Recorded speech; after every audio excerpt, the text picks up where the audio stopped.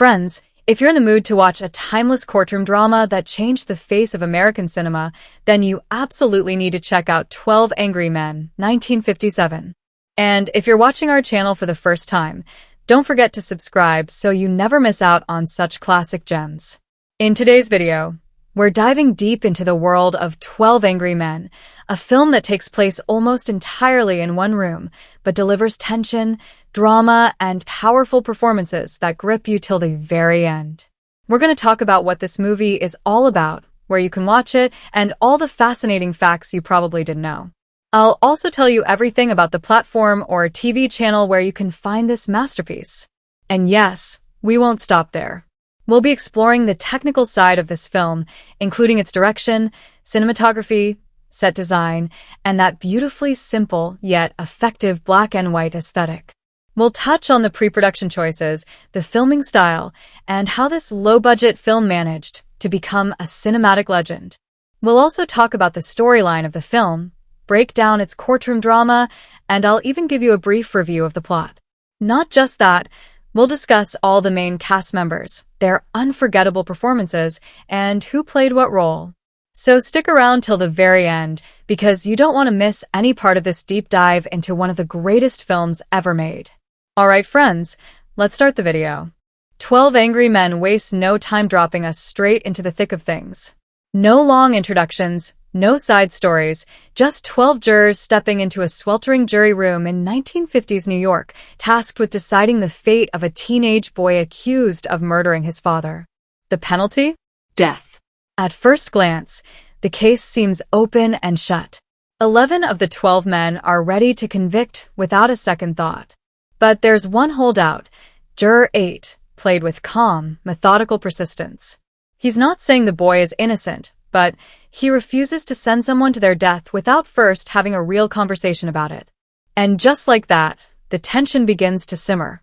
What's remarkable about this narrative is how it builds layers of suspense, conflict, and character development using nothing more than dialogue, body language, and slow-burn confrontation. The structure is linear, yes, but the pacing is razor-sharp. No flashbacks. No action sequences. Just relentless scrutiny of a single event, filtered through 12 wildly different perspectives, personalities, and prejudices. It becomes less about the accused and more about the men themselves, how their biases, backgrounds, and beliefs shape their view of justice. The key turning points hit like quiet detonations. Juror 8 starts dismantling the prosecution's case, piece by piece. The switchblade that was supposedly unique? Juror 8 produces an identical one. The old man who claimed to hear the murder? Maybe not so reliable. The woman who said she saw the murder happen through a passing train? Maybe her eyesight isn't what it seems. With every doubt raised, the room begins to shift. One by one, jurors change their votes, not because they've been manipulated, but because the foundation of their certainty starts to crack. And yet, the tension doesn't come from the outside world. It comes from within that room, where sweat mixes with pride, ego, and fear. Every new argument feels like a battle. There are shouting matches, quiet moments of introspection, and bitter outbursts that reveal more about the jurors than they'd like. One man is blinded by his hatred for kids these days, another by the pressure of maintaining order. One is a quiet immigrant who reveres the justice system, another a stockbroker obsessed with logic and order. The conflict becomes psychological and philosophical. What is truth? What is justice? Can you really be impartial? The final emotional blow hits when the last holdout, Juror 3, breaks down in frustration, revealing his own personal trauma as the real reason for his stubbornness. His change of vote doesn't feel like a win for Juror 8, but rather a hard-earned triumph for reason and empathy. It's a masterclass in how a simple room, a handful of props, and brilliant writing can carry an entire narrative without ever stepping outside a single location.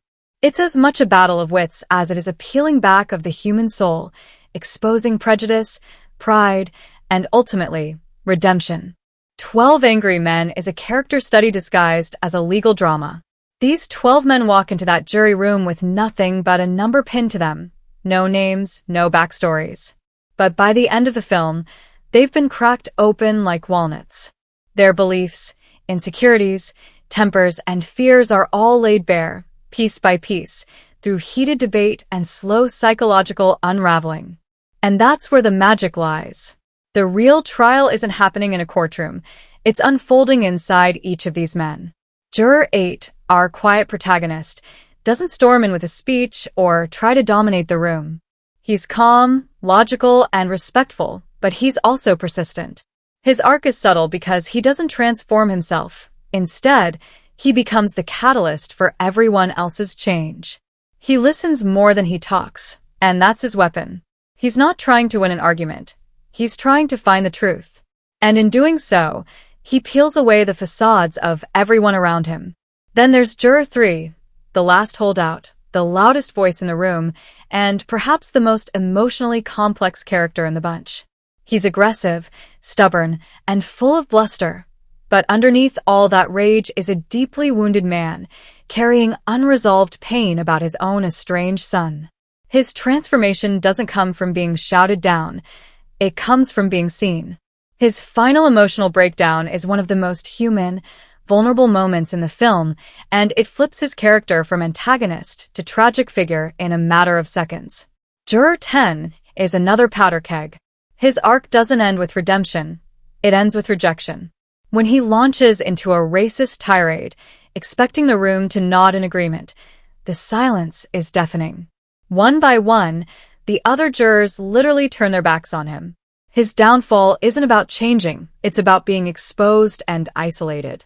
And that moment, that collective moral stand, shifts the energy of the room entirely. Juror 9, the old man, barely speaks at first. But as the debate grows deeper, he finds his voice. He's the one who notices the trembling of a witness, the loneliness in an old man who may have fabricated his testimony just to feel important. It's a quiet but powerful awakening for a man who feels invisible, finally stepping into significance. Juror 11, the immigrant, brings a completely different flavor to the mix. He's respectful and soft-spoken, but he doesn't hesitate to call out hypocrisy. He sees the American justice system not as a burden, but as a privilege. And watching him find courage and confidence in that room is one of the film's most uplifting arcs. Even the more pragmatic characters like the analytical Juror 4 or the indecisive Juror 2 go through subtle shifts. They start to realize that logic isn't enough without empathy and that silence is a form of complicity. The bond between the jurors isn't about friendship, it's about mutual accountability. They don't like each other, and that's what makes their eventual understanding all the more powerful. What's extraordinary is how the film never needs flashbacks or exposition to flesh these men out. Every character is revealed through their words, reactions, and contradictions.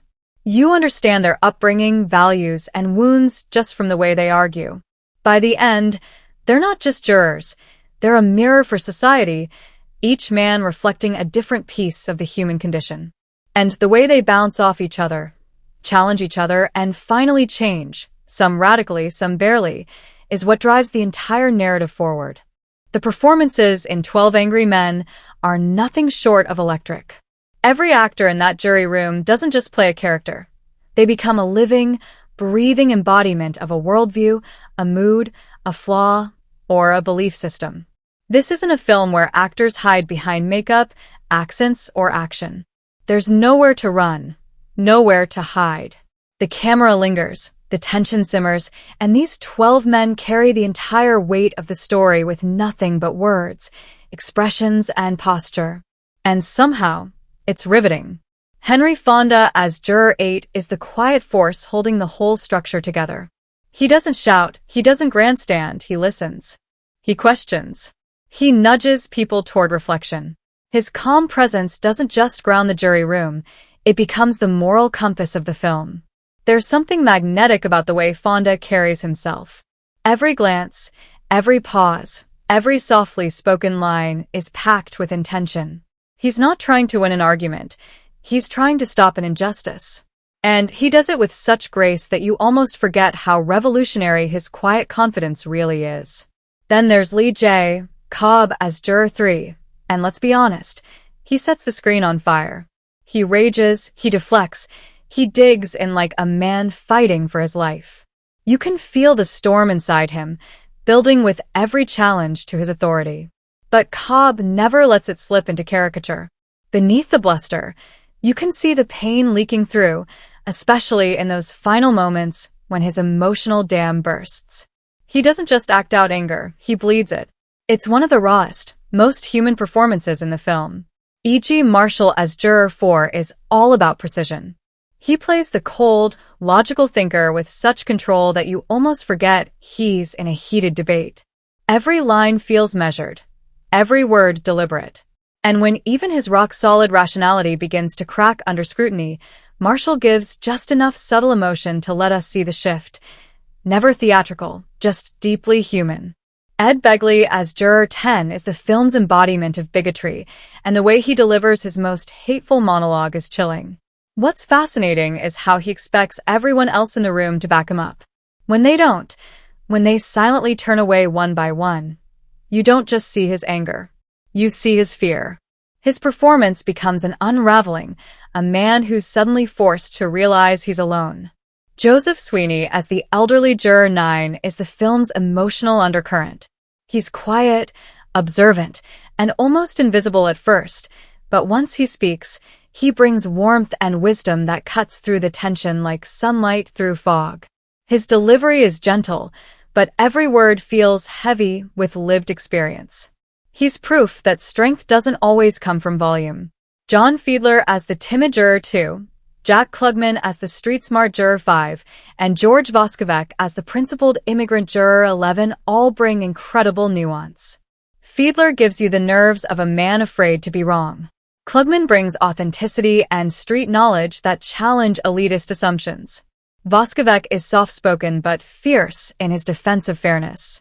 None of these are showy performances, but they're all crucial threads in the fabric of the film. And what makes this ensemble so unforgettable is the way they bounce off each other like atoms in a pressure cooker. The chemistry is unpredictable, sharp, and constantly shifting. You never quite know who's going to explode next, or who's going to cave, or who's going to surprise you with a moment of unexpected insight. Each actor understands the stakes, not just for the fictional case, but for what their characters reveal about justice, society, and humanity itself. This is a masterclass in ensemble acting where no one steals the spotlight because the spotlight belongs to all 12. Sidney Lumet steps into 12 angry men like a magician in a minimalist's disguise. There are no exotic locations, no fancy sets, no dazzling special effects. Just a hot, cramped jury room, 12 men, and the thick air of rising tension. And yet, he turns this confined space into a battlefield of ideas, emotions, and raw human truth. What he does with camera angles, pacing, and silence is so sharp, so calculated, you can feel the walls closing in even as the story opens up.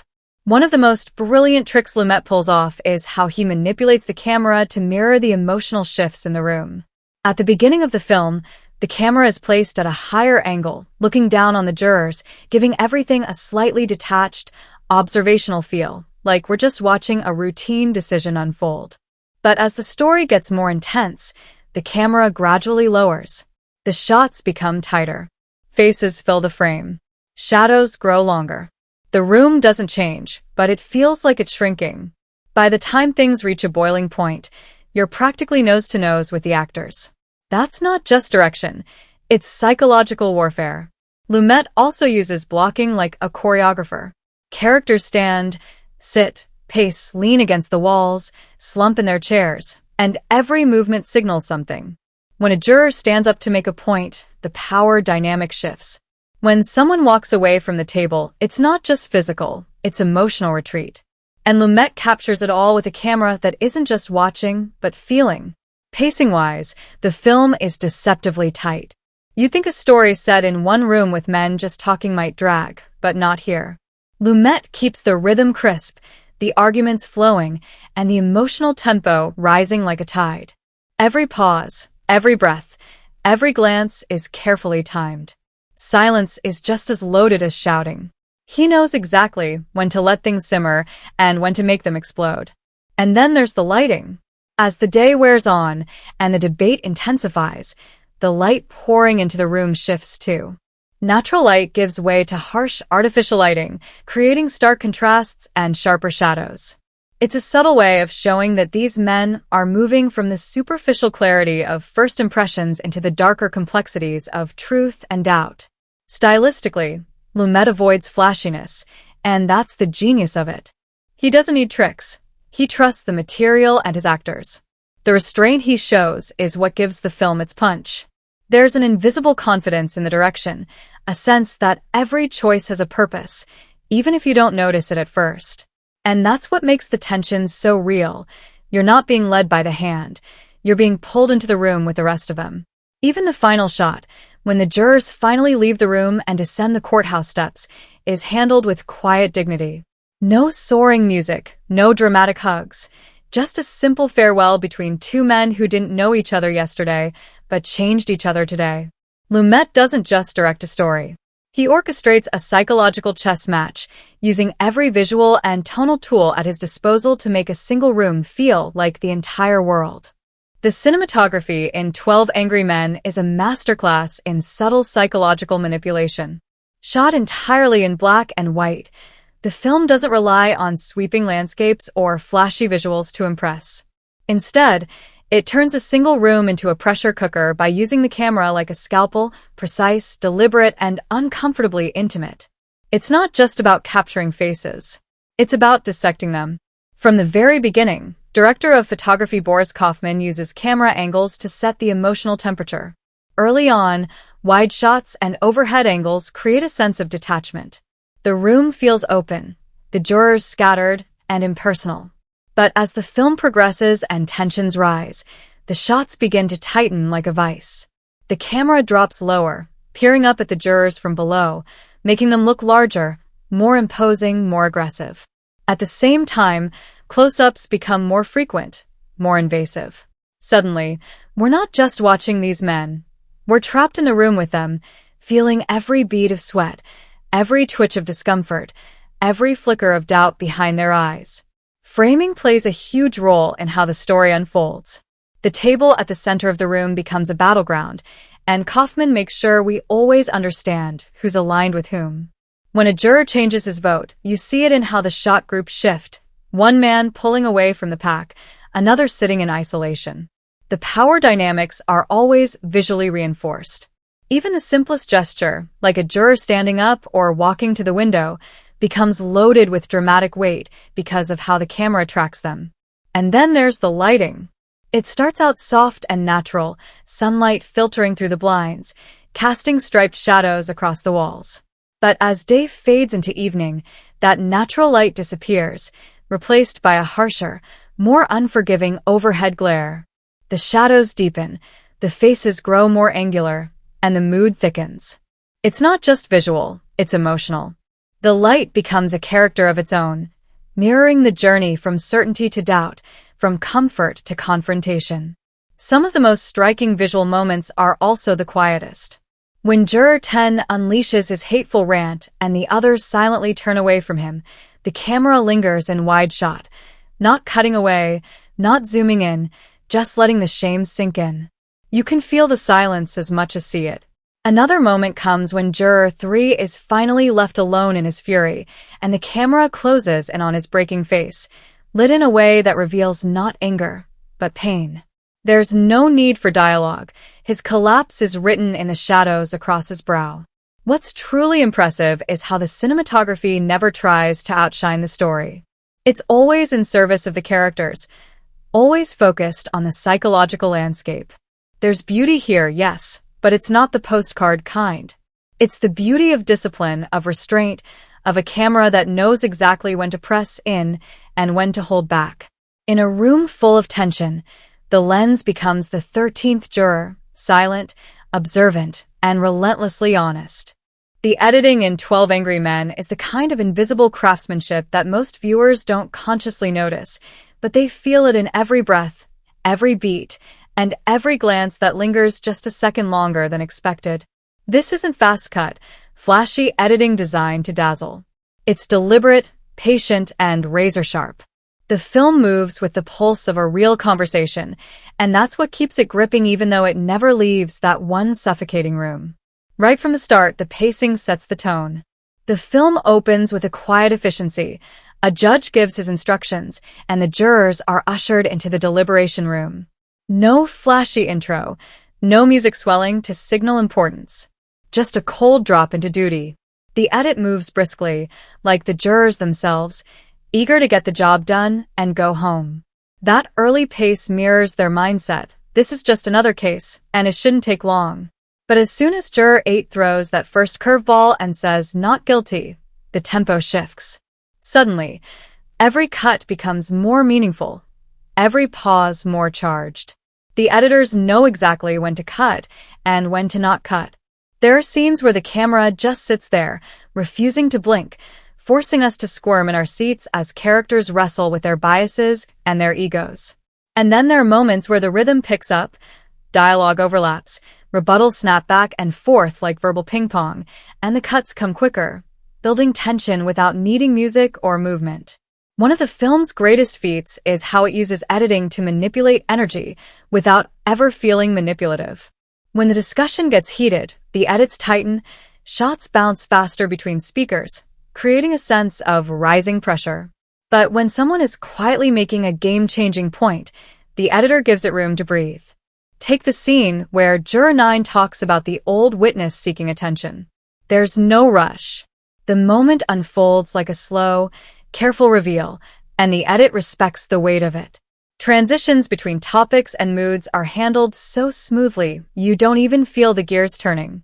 The argument moves from the murder weapon to the witness's testimony to the noise of the train outside, and the cuts follow that mental map like stepping stones. You're not being pushed, you're being drawn. That's what makes the pacing feel so natural. Even when the film slows down, it never stalls. There's always tension in the room, always someone stewing in silence, always another ticking time bomb ready to go off. There are no jump cuts, no flashbacks, no editing gimmicks to break up the timeline. It's all real time, and yet it's never boring. Why? Because the editing finds the emotional heartbeat of every exchange. It knows when to sit in someone's silence, when to cut away to a skeptical glance, when to show the physical space between two jurors who no longer trust each other. It's like the edit is choreographing an invisible dance between 12 volatile men trapped in a box. And that final stretch of the film, the gradual erosion of Juror 3's defiance, is paced to perfection. Each shift in the vote count, each subtle change in tone, is given just enough time to hit you. No moment is wasted, but nothing feels rushed either. It's a steady build toward emotional collapse, and the edit rides that wave all the way to the final gavel drop. In the end, 12 Angry Men proves that editing isn't just about what you show, it's about what you withhold. It's about timing, rhythm, and emotional instinct. The cuts are quiet, but they hit like thunder. And somehow, in a film with no chases, no explosions, and no locations beyond a single jury room, the pacing still makes your pulse race. The soundtrack of 12 Angry Men is practically a ghost. It doesn't roar in with sweeping orchestras or shout emotional cues at the audience. Instead, it lingers in the background, or more accurately, it vanishes, leaving room for the only instruments that really matter: voices, silences, shifting chairs, and the clack of a fan overhead. That's not an oversight, it's a masterstroke.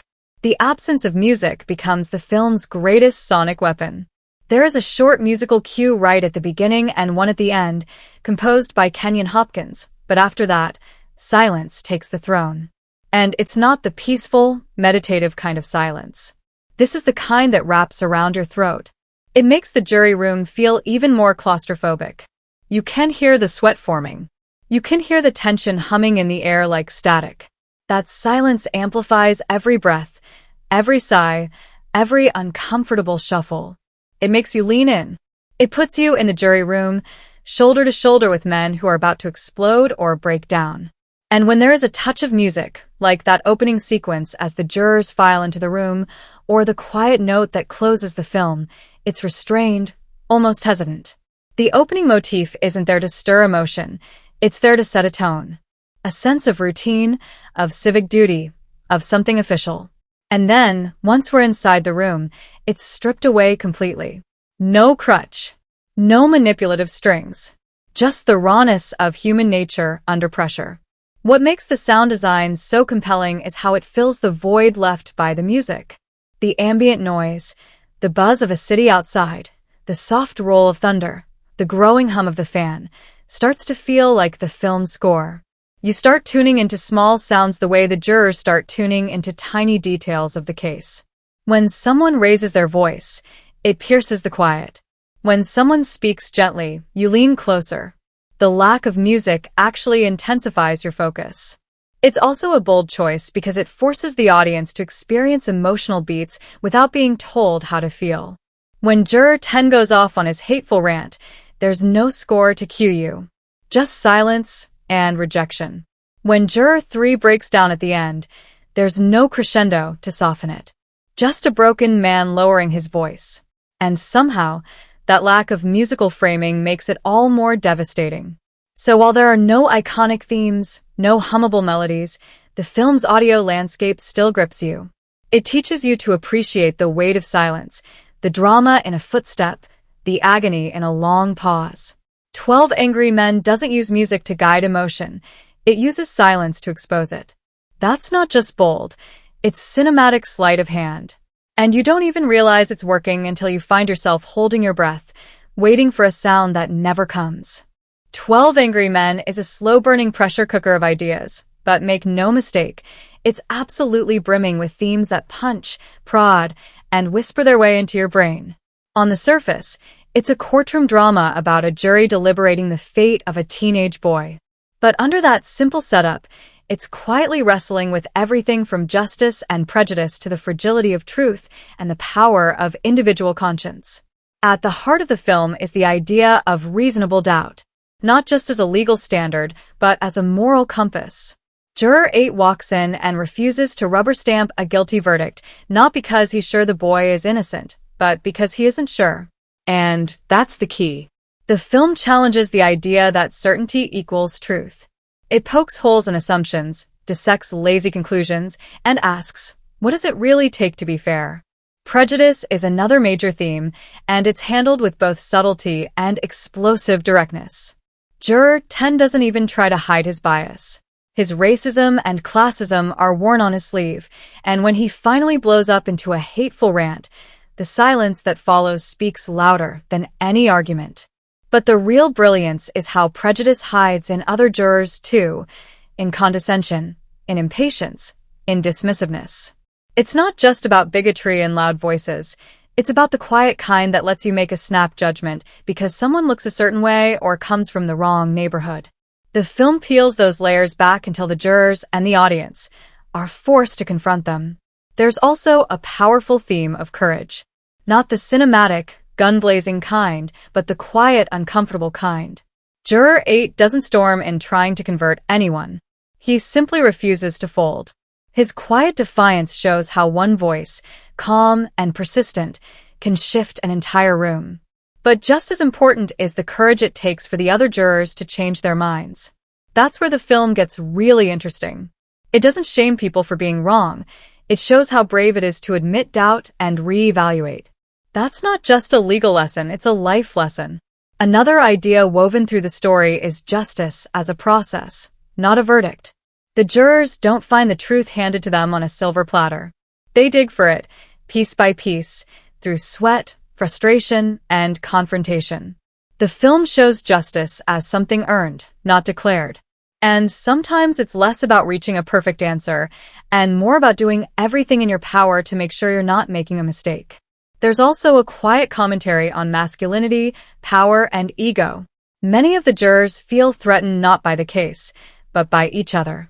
They puff their chests, raise their voices, talk over one another to assert dominance.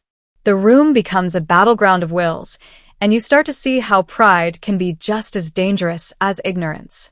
Juror 3's meltdown at the end isn't just about the case. It's about his own unresolved pain, his identity as a father, and how that colors his judgment. The film shows how personal baggage can sneak into a supposedly objective space and quietly steer the wheel. Lastly, 12 Angry Men is a love letter to democracy, but not the flag-waving kind. It believes in the system not because it's perfect, but because it can work if people show up, speak up, and think. It doesn't romanticize the jury process. It shows it as messy, flawed, and full of human error. But it also shows how powerful it can be when people actually engage with it seriously. These themes don't feel like lectures. They hit because they're grounded in real, flawed people who sound like someone you know, someone you might even be. And once the credits roll, the questions don't stop. You're left asking yourself how often you make snap judgments, how often you really listen, and whether you'd have the guts to stand alone in a room full of certainty. That's the kind of messaging that doesn't fade, it echoes. Visual effects and CGI in 12 Angry Men? Let's put it this way. If you're waiting for explosions, car chases, or CGI-enhanced courtroom holograms, you're in the wrong movie. This film is all practical. Not practical effects, just plain, grounded, zero-frill storytelling where the most elaborate visual effect is probably a bead of sweat rolling down a furrowed brow. And that's the beauty of it. It's a movie where realism is the effect. There's absolutely no CGI here and none needed. The entire film takes place in a single room, with a table, a fan, a few windows, and a dozen men trying to figure out what's true. No green screens. No digital backdrops. No camera trickery. Instead, every visual element is rooted in the physical space, and the authenticity of that space becomes part of the tension. The cracked walls, the slivers of light through the blinds, the fan that doesn't work, the sweat that builds as the arguments heat up. That asterisk is the film's visual texture. What makes it so immersive isn't what you see, it's how you see it. The lighting changes as the day progresses, moving from soft daylight to oppressive artificial light as tempers flare and perspectives shift. That transition, done entirely with practical lighting and natural shadows, subtly mirrors the psychological descent of the jurors as they dig deeper into the case and into themselves. It's not flashy, but it's deeply effective. The environment itself becomes a kind of visual pressure cooker. There's a storm outside that rolls in quietly, and even that uses no digital enhancement, just clever sound design and subtle lighting cues to suggest weather you never see. The atmosphere is created with such minimal tools that it makes you forget you're watching something staged. You feel stuck in that room with these men, and that's the entire goal. There's no need to suspend disbelief because the film never asks you to. It just brings you into a world that feels so authentic, you start to sweat with the characters. Every door creak, every flickering light, every scuffed chair is real. The visual effects are simply the results of clever set design, camera work, and lighting, practical elements that serve the story instead of pulling focus from it. And ironically, the total absence of digital wizardry makes everything feel more intense. There's nothing to hide behind. No gloss. Just human faces, sharp dialogue, and the raw tension of unresolved conflict captured in clean, honest frames. So while 12 Angry Men doesn't have visual effects in the conventional sense, it still accomplishes what many modern CGI-heavy films fail to do. It pulls you into its world completely. Not by dazzling your eyes, but by stripping away distractions and letting the performances and space do the heavy lifting. In this film, real is the effect, and it lands with more impact than any digital spectacle ever could. The set design of 12 Angry Men is like a magician's sleight of hand.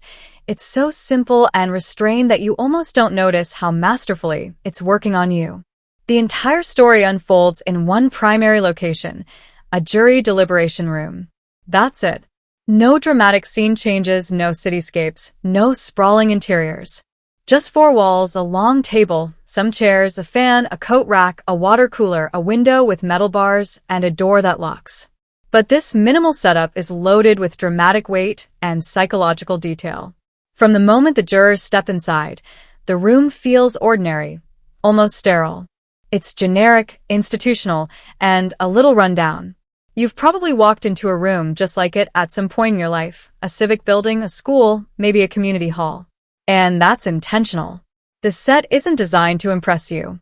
It's designed to make the story feel like it could be happening anywhere, to anyone. That universality is part of its power.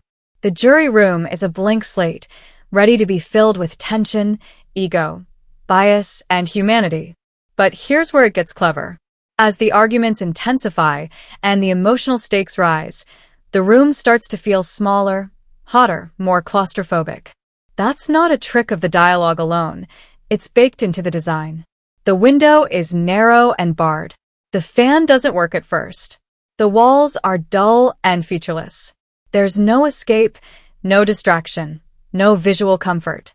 Even the table is symbolic. It forces these 12 strangers to face each other head-on, every emotion laid bare, with nowhere to retreat. The heat, both literal and metaphorical, is another piece of the design puzzle. Sweat becomes a visual cue for pressure. The characters loosen ties, roll up sleeves, fan themselves with papers. You can almost feel the temperature rising with the stakes. That discomfort, that simmering tension, it's not just acting. It's embedded in the room itself. Props are used sparingly but purposefully. The switchblade knife isn't just a key piece of evidence. It becomes a dramatic centerpiece when Juror 8 slams down an identical one on the table. The use of that prop flips the conversation and visually signals a shift in power. Even small items like eyeglasses, paper ballots, and a ticking clock become loaded with meaning because they're all the jurors have to work with. There's no flashy production design to rely on, only the bare tools of deliberation. And while we do step briefly outside the jury room at the beginning and end into a courtroom and then onto the courthouse steps, it's those four walls that carry the film. The fact that one single location can hold an audience's attention for over 90 minutes without feeling stale is a testament to how brilliantly it's designed. The space morphs in your mind, not because it physically changes, but because the people inside it do. The same drab room that felt open and harmless at the start becomes a psychological arena by the end, a place of confrontation, confession, and transformation. Visually compelling? Not in the decorative sense. But in terms of mood, symbolism, and narrative impact, this set is a masterpiece of minimalism. It does exactly what it needs to do. Trap the characters together, strip away the distractions, and let the story boil until it spills over. You don't just watch the room, you feel it. You sweat in it. You think in it. And when the film finally ends and those jurors walk out into the open air, you feel the release right along with them. The dialogue in 12 Angry Men is the engine, the fuel, and the fire all rolled into one. This is a movie built entirely on people talking, but it never feels like they're just talking. Every word has weight. Every sentence is a jab, a deflection, a confession, or a lifeline. Reginald Rose's script doesn't waste a single syllable.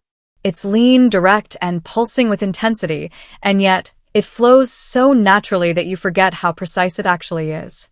From the very first exchange, you get a sense of who these men are just by how they speak. Juror 8 is calm, rational, and careful with his words. Juror 3 is loud, emotional, and always talking like he's trying to win a fistfight. Juror 10 is blunt and offensive, letting his prejudices fly without a filter. Juror 2 can barely finish a sentence without checking the room for approval. The way each character speaks is as distinct as their fingerprints, and those voices never blur together. And the script doesn't just deliver facts, it builds tension through conversation. The arguments aren't just legal debates, they're psychological wrestling matches. When Juror 8 starts planting seeds of doubt, it's not with grand speeches. It's with quiet, pointed questions. I just want to talk. That one line, delivered with so much calm power, lights the fuse for the entire movie. It's not loud, but it's loud enough to stop 11 men in their tracks. That's what makes the writing so sharp. It knows that the most explosive line doesn't have to be shouted. The script is also brilliant at showing how language reflects emotion. When tempers flare, sentences get shorter, sharper. When doubt creeps in, words become hesitant, unfinished. There are moments of silence that speak volumes, but when the characters do speak, they reveal everything: insecurities, biases, regrets, and stubborn pride, without ever stepping out of realism. Nothing feels written for effect. It feels spoken, like you're listening in on an actual argument between real people who don't want to be there, but can't walk away. The emotional punch is in the subtext. Take Juror 3's outburst near the end. You're not going to tell me what I think. It's not just a defensive yell. It's a man desperately clinging to his worldview as it crumbles in front of him. Or Juror 9's quiet insight about the old man who testified. It's just that I looked at him for a long time. He was a very old man and a very insignificant man. It's gentle. It's human. It hits harder than any accusation. There's also a lot of wit, not the haha comedy kind, but the razor-edged variety that snaps characters back into place. Juror 11, the immigrant, delivers some of the most articulate, intelligent lines in the entire film. We have a responsibility. This is a remarkable thing about democracy. That we are, what is the word? Notified. It's a subtle but powerful reminder that the system only works if people actually think. And when Juror 10 finally goes on his hateful rant, the silence that follows is the ultimate script flex. No one needs to say anything, because silence becomes the most powerful line in the film. There are standout quotes that echo long after the credits roll. It's very hard to keep personal prejudice out of a thing like this. You don't really mean you'll kill me, do you? He's not your boy. He's somebody else. But what makes these lines hit isn't just the writing, it's how perfectly they reflect the turning points of the characters. The script is constantly shifting the ground under their feet, and the dialogue keeps pace, leading them to those moments of reckoning without ever feeling forced. What's most impressive is that this entire drama plays out without any visual crutches. No flashbacks, no cutaways, no courtroom scenes. Just dialogue. And somehow it never drags. It's gripping, emotional, and so well-paced that you start to forget it's a movie. It feels like you're trapped in that room, watching everything unfold line by line. The dialogue is the drama. The script is the action. And it's unforgettable. 12 Angry Men takes the courtroom drama genre and turns it completely inside out. Most courtroom films show you the big picture, the cross-examinations, the lawyers shouting objection, the judge slamming the gavel, and dramatic last-minute confessions on the witness stand. But this film doesn't even show the trial. You don't see the defendant speak. You never meet the lawyers. You don't step foot in the courtroom for more than a few seconds. It strips the genre down to its purest, rawest form. A jury, a room, and the question of guilt or innocence hanging in the air like smoke. Instead of giving you the spectacle, it gives you the aftermath. The film picks up where most courtroom dramas end, when the jury retreats to deliberate. But here, that quiet moment behind closed doors becomes the entire battleground. And that choice is bold. It shifts the focus from legal theatrics to psychological warfare. It's not about proving a case to a judge. It's about 12 ordinary men confronting their own assumptions, tempers, and flaws while deciding the fate of someone they'll never truly know. What's fascinating is how the film builds suspense without a single chase, fight, or external threat. All the tension comes from dialogue, body language, rising tempers, and shifting alliances. It treats conversation like combat, and every opinion becomes a weapon. The suspense doesn't come from what will happen, but from how these men will reach a verdict. Will they crack under pressure? Will they hold their ground? Will their personal baggage cloud their judgment?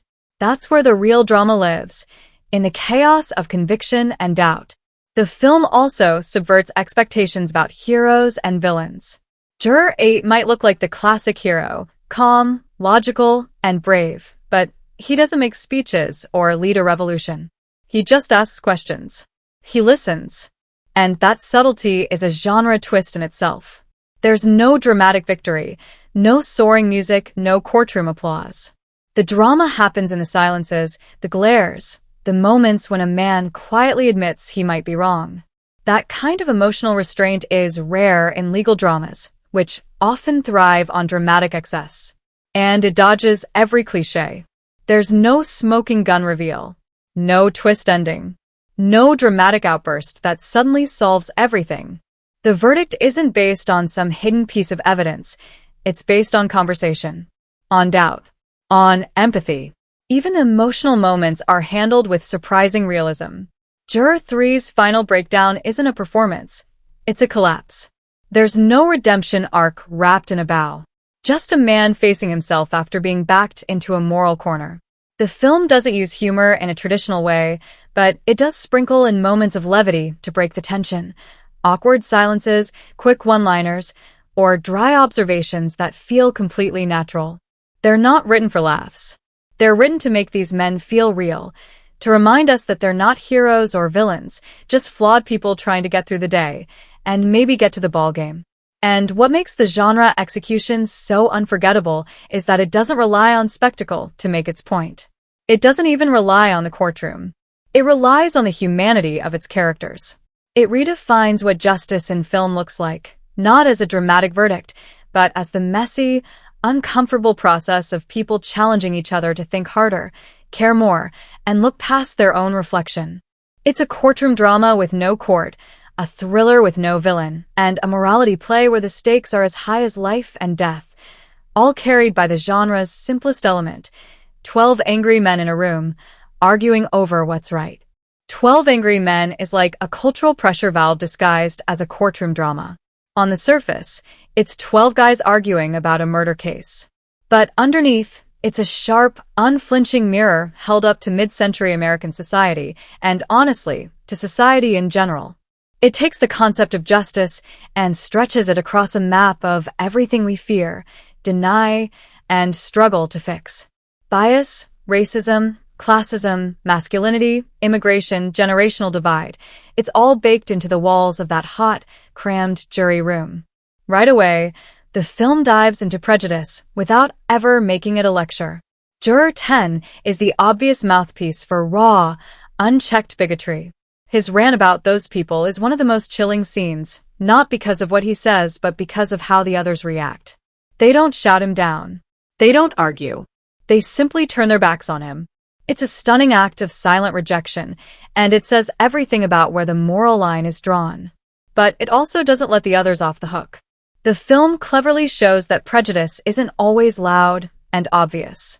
It can be casual, subtle, even unconscious. The way some jurors dismiss the boy's story, or assume he's lying because of where he comes from, is just as dangerous. The script makes it clear prejudice isn't about villains. It's about people who stop thinking the moment they start judging. Class is another unspoken battle playing out in the room.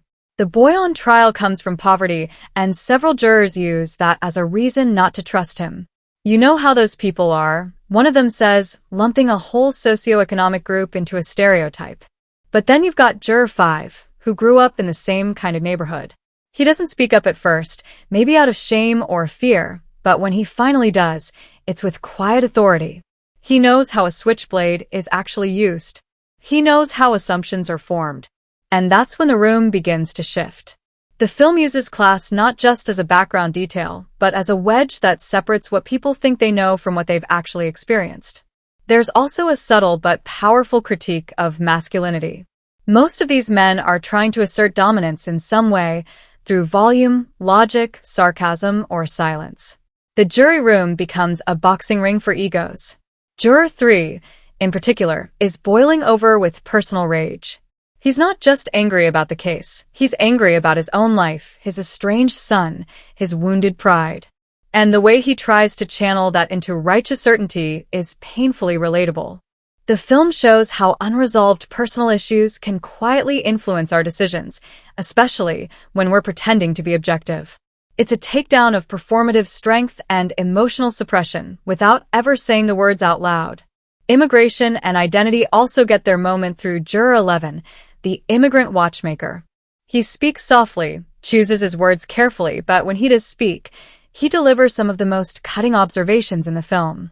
His perspective reminds everyone that the justice system they take for granted is, in fact, a privilege. When he challenges another juror's casual attitude toward voting guilty, he reframes the whole discussion. His very presence is a commentary on how democracy only works if people treat it with care and seriousness. Even generational divides are explored. Juror 9, the elderly man, sees things others miss. His experience gives him empathy. Meanwhile, younger jurors are quick to judge, quick to move on. The old man isn't loud, but his observations carry emotional depth. He understands loneliness. He understands insignificance. And through that lens, He offers compassion that slices through the cynicism around him. What's most striking is how all these social commentaries are woven naturally into the story. They don't feel tacked on or preachy. They rise out of the characters, out of the way they speak, argue, and judge. The film never stops to spell out its message. It lets the friction between the jurors do the talking. That's why it still resonates decades later. The issues haven't aged. They've just taken on new forms. But the core is the same. How easily we let fear, ignorance, and pride cloud our judgment, and how powerful it can be when just one person stands up and says, "Wait, let's talk about this." 12 Angry Men doesn't come at you with spectacle. It doesn't lean on melodrama or visual fireworks. But somehow, it still grabs you by the collar and doesn't let go. It's the kind of film that pulls you into its world without even trying, because its world is just one room. And that room is a pressure cooker where your own beliefs, biases, and sense of justice start to bubble up right alongside the characters. The emotional engagement sneaks up on you. You start off watching 12 men debate a case you know almost nothing about, and suddenly you're shouting at the screen, picking sides, changing your mind, getting frustrated, and feeling deeply uncomfortable, all while nothing more dramatic than a vote is happening. The strongest reactions come from the tension. This film builds suspense in a way that feels more intense than a thriller with guns or ticking bombs. The stakes are one boy's life, and that knowledge hangs over every single word. When someone changes their vote, it lands like a plot twist. When Juror 8 produces a second switchblade identical to the murder weapon, it's a mic drop moment that leaves your jaw hanging. When Juror 10 launches into his hateful, paranoid rant and the room slowly turns away from him in silence, it's not just powerful, it's gut-wrenching. You can feel the discomfort in your chest. You want to stand up and walk away like they do. There are no laugh-out-loud jokes, but there is dry, character-based humor that eases the pressure just when it's needed. A snarky remark, an awkward silence, or a perfectly timed look keeps the human side of these jurors alive. The humor isn't there to distract.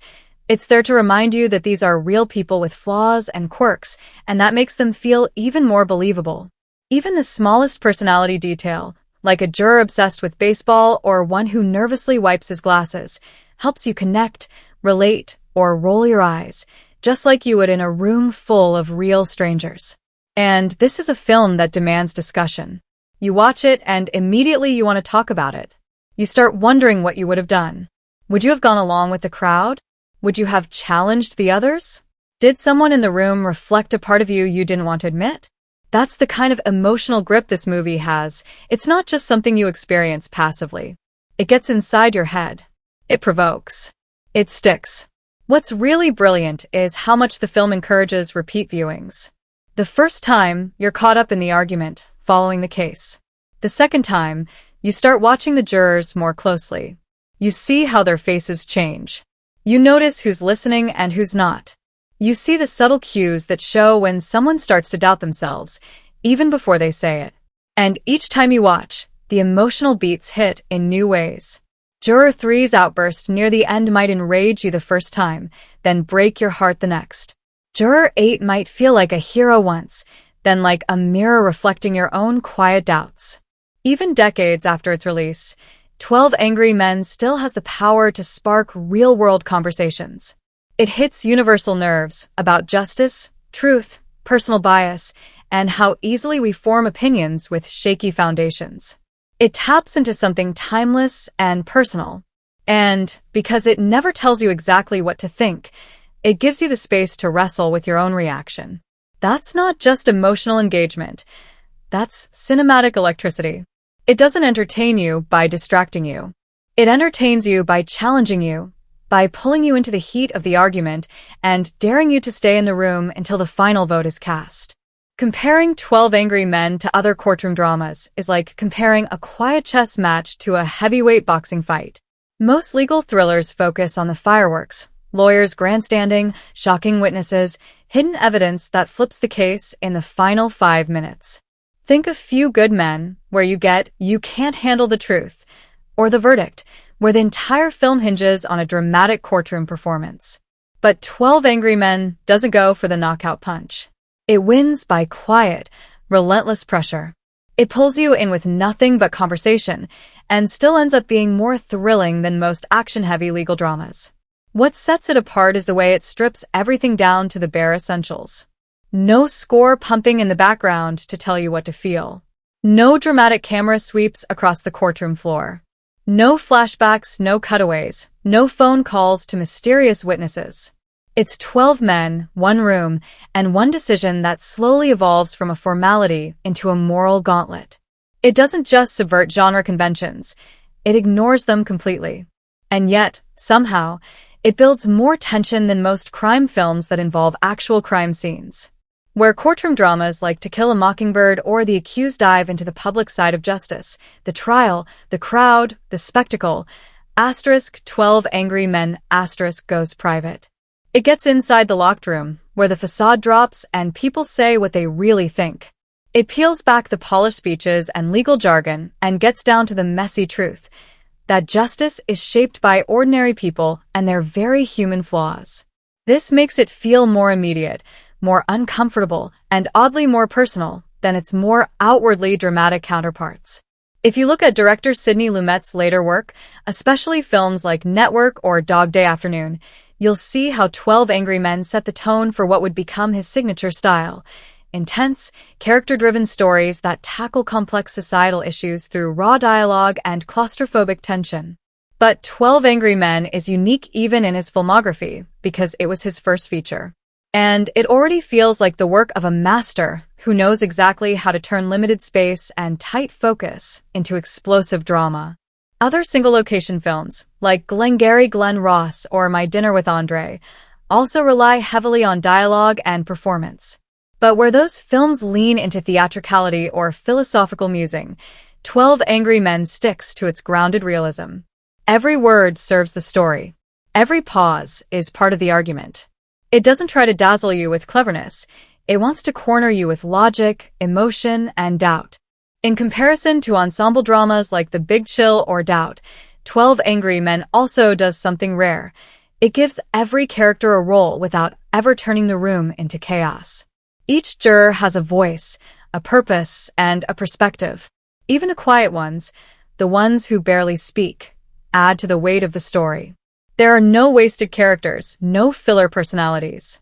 Everyone matters, and the film makes sure you feel it. And unlike modern procedural dramas or crime shows that rely on twist endings, 12 Angry Men gives you a conclusion that isn't about being right. It's about being careful. It doesn't resolve everything with a neat bow. You never even learn if the defendant is actually innocent. That ambiguity is what makes it so compelling. It respects the intelligence of the audience, something many films in the genre are afraid to do. So while 12 Angry Men doesn't follow the familiar formula, that's exactly what makes it so endlessly rewatchable and so hard to replicate. It doesn't need a big reveal, a chase scene, or a courtroom confession. It just needs 12 very human voices clashing inside a room until the truth, not the flashy truth, but the uncomfortable, necessary kind, starts to rise. That's what elevates it far beyond most films in its class. It's not just good for its genre, it redefines what the genre is capable of. Comparing 12 Angry Men to other courtroom dramas is like comparing a quiet chess match to a heavyweight boxing fight. Most legal thrillers focus on the fireworks, lawyers grandstanding, shocking witnesses, hidden evidence that flips the case in the final 5 minutes. Think A Few Good Men, where you get "you can't handle the truth," or The Verdict, where the entire film hinges on a dramatic courtroom performance. But 12 Angry Men doesn't go for the knockout punch. It wins by quiet, relentless pressure. It pulls you in with nothing but conversation, and still ends up being more thrilling than most action-heavy legal dramas. What sets it apart is the way it strips everything down to the bare essentials. No score pumping in the background to tell you what to feel. No dramatic camera sweeps across the courtroom floor. No flashbacks, no cutaways, no phone calls to mysterious witnesses. It's 12 men, one room, and one decision that slowly evolves from a formality into a moral gauntlet. It doesn't just subvert genre conventions, it ignores them completely. And yet, somehow, it builds more tension than most crime films that involve actual crime scenes. Where courtroom dramas like To Kill a Mockingbird or The Accused dive into the public side of justice, the trial, the crowd, the spectacle, asterisk 12 Angry Men asterisk goes private. It gets inside the locked room, where the facade drops and people say what they really think. It peels back the polished speeches and legal jargon and gets down to the messy truth, that justice is shaped by ordinary people and their very human flaws. This makes it feel more immediate, more uncomfortable, and oddly more personal than its more outwardly dramatic counterparts. If you look at director Sidney Lumet's later work, especially films like Network or Dog Day Afternoon, you'll see how 12 Angry Men set the tone for what would become his signature style. Intense, character-driven stories that tackle complex societal issues through raw dialogue and claustrophobic tension. But 12 Angry Men is unique even in his filmography because it was his first feature. And it already feels like the work of a master who knows exactly how to turn limited space and tight focus into explosive drama. Other single-location films, like Glengarry Glen Ross or My Dinner with Andre, also rely heavily on dialogue and performance. But where those films lean into theatricality or philosophical musing, 12 Angry Men sticks to its grounded realism. Every word serves the story. Every pause is part of the argument. It doesn't try to dazzle you with cleverness. It wants to corner you with logic, emotion, and doubt. In comparison to ensemble dramas like The Big Chill or Doubt, 12 Angry Men also does something rare. It gives every character a role without ever turning the room into chaos. Each juror has a voice, a purpose, and a perspective. Even the quiet ones, the ones who barely speak, add to the weight of the story. There are no wasted characters, no filler personalities. Everyone matters, and the film makes sure you feel it. And unlike modern procedural dramas or crime shows that rely on twist endings, 12 Angry Men gives you a conclusion that isn't about being right. It's about being careful. It doesn't resolve everything with a neat bow. You never even learn if the defendant is actually innocent. That ambiguity is what makes it so compelling. It respects the intelligence of the audience, something many films in the genre are afraid to do. So while 12 Angry Men doesn't follow the familiar formula, that's exactly what makes it so endlessly rewatchable and so hard to replicate. It doesn't need a big reveal, a chase scene, or a courtroom confession. It just needs 12 very human voices clashing inside a room until the truth, not the flashy truth, but the uncomfortable, necessary kind, starts to rise. That's what elevates it far beyond most films in its class. It's not just good for its genre, it redefines what the genre is capable of. 12 Angry Men might look stripped down on the surface. One room, no flashbacks, no courtroom theatrics, but it's packed with symbolism that simmers just beneath the dialogue. Everything from the weather outside to a broken fan inside the jury room works as a metaphor. It's like the entire film is having two conversations, one spoken and one whispered through visuals, body language, and set design. And once you start paying attention, you realize the movie is quietly layered with meaning at every turn. Let's start with the heat. The rising temperature in that jury room is more than just background discomfort. It's a symbol of the emotional pressure building between these 12 men. As tempers flare, shirts get loosened, jackets come off, sweat drips, and the air grows thicker. That room becomes a furnace of tension, where logic is tested by rage and morality by heatstroke. It's not just weather. It's the boiling point of personal beliefs crashing into civic responsibility. The moment the fan finally kicks in coincides with the moment the arguments start cooling down. That's not just coincidence. It's visual storytelling. The locked door is another metaphor that speaks volumes. Once those 12 men enter the room, they're sealed inside, unable to leave until a verdict is reached. The room itself becomes a kind of psychological prison, a space where each juror is forced to confront not just the case, but their own worldview. They can't run from their prejudices, their tempers, or their pasts. The claustrophobic layout, with no escape and limited light, makes that room feel like a pressure chamber for moral reckoning. The long, rectangular table is another quiet metaphor. At first, it seems like a neutral piece of furniture, but it actually enforces confrontation. The jurors are forced to face each other, eye to eye, without the comfort of retreat. As the vote shifts and alliances change, people physically move around the table. Their positions start to reflect their changing beliefs. The table becomes a battlefield, a negotiation zone, a confessional booth, all without changing shape. Its unmovable presence keeps the drama boxed in and focused. The rainstorm that breaks out midway through the film isn't just for mood, it's a symbolic release. As the storm lashes outside, it mirrors the emotional storm happening inside. And when the rain cools the air and washes the grime off the streets, it mirrors the cleansing of biased judgment in the jury room. The storm is chaos and clarity rolled into one, a natural outburst that parallels the most emotionally charged turning points of the film.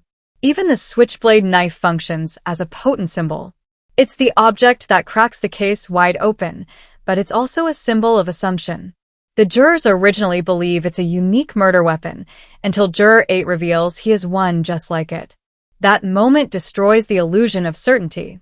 The knife becomes a physical representation of how easily people can jump to conclusions based on shaky evidence and bias disguised as fact. Juror 3's torn photograph at the end is one of the film's most personal and painful metaphors. It's not a grand gesture. It's just a ripped picture of a man and his estranged son, but it says everything about his internal struggle. His anger throughout the film isn't about the case.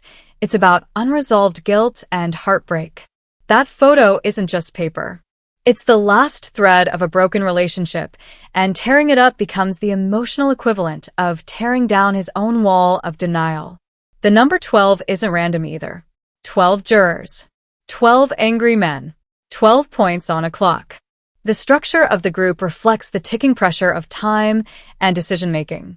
A jury of 12 becomes a symbolic stand-in for society at large, each one carrying a piece of the collective moral compass, each one vulnerable to emotion, ego, and misunderstanding. Even silence plays a metaphorical role. There are long stretches where no one speaks, and those moments hit harder than any speech. When Juror 10 rants and everyone turns away in silent disgust, the rejection is louder than any counterargument. That silence becomes a symbol of moral consensus, a quiet but powerful stand against prejudice. 12 angry men may not be flashy, but every detail is doing double duty. The space, the weather, the props, the body language, it's all speaking in metaphor, constantly reinforcing the idea that this isn't just about one case. It's about what happens when people are forced to think, to question, to choose between comfort and responsibility. The film symbols are never flashy or forced. They're woven into the fabric of the story, deepening every line, every stare, every drop of sweat. It's a masterclass in how to make meaning out of the ordinary. 12 Angry Men wasn't made with deep pockets or flashy ambition. It was shot on a tight budget, using one main location, a small ensemble cast, and practically no visual effects. And yet, despite its financial modesty, it pulled off something many big-budget films still struggle with: gripping, unforgettable storytelling. The film cost around $340,000 to make, which even by 1957 standards was extremely conservative, especially for a feature-length drama. But the genius lies in how that budget was used. Instead of spending on elaborate sets or action sequences, the filmmakers poured everything into character, dialogue, atmosphere, and tension. The majority of the film takes place in a single room with minimal props, making it one of the most economical productions of its time. The decision to keep it confined not only saved money, it became a defining strength. Director Sidney Lumet leaned into the claustrophobia, using increasingly tighter shots and strategic lighting to make the room feel smaller as the emotional intensity grew. That smart use of space, combined with masterful blocking and naturalistic performances, made the film feel rich and layered without ever looking expensive. But even though it was a creative triumph, it wasn't a box office smash when it hit theaters. In fact, 12 Angry Men underperformed financially during its original release. It didn't make a splash with mainstream audiences, and part of the reason was its tone. It didn't have the glossy appeal of Hollywood dramas or the explosive marketing push that might have drawn in casual moviegoers. It was quiet, intellectual, and focused on moral debate rather than entertainment spectacle, and that wasn't an easy sell in the late 1950s. Marketing was minimal, and the black and white aesthetic probably didn't help it stand out in a landscape increasingly embracing color. Audience reception at the time was polite, but not overwhelming. Critics appreciated its craft, but its deeper themes didn't catch fire immediately in the public consciousness. It wasn't a cultural event. It was more like a respected curiosity. It wasn't until years later, with repeated airings on television, classroom screenings, and critical reevaluation, that 12 Angry Men earned its place in the pantheon of American cinema. Over time, it went from box office disappointment to cultural treasure. Its real success came post-theatrical. The film grew in reputation thanks to word of mouth and its raw, educational value. It became a go-to reference for discussions on justice, groupthink, and moral reasoning. That slow burn of legacy far outpaced any opening weekend numbers. Today, it's studied, revered, quoted, and mimicked. So while it didn't rake in millions upon release, it did something much rarer. It carved itself into the long-term memory of cinema history without needing blockbuster returns to justify its place. It proved that a movie doesn't need a massive budget or roaring box office numbers to change the way we think. It just needs something to say, and a powerful way to say it. Here's how you can dive into 12 Angry Men and experience its drama in the most impactful way. You can stream the film for free on ad-supported platforms like Tubi, the Roku channel, or Canopy.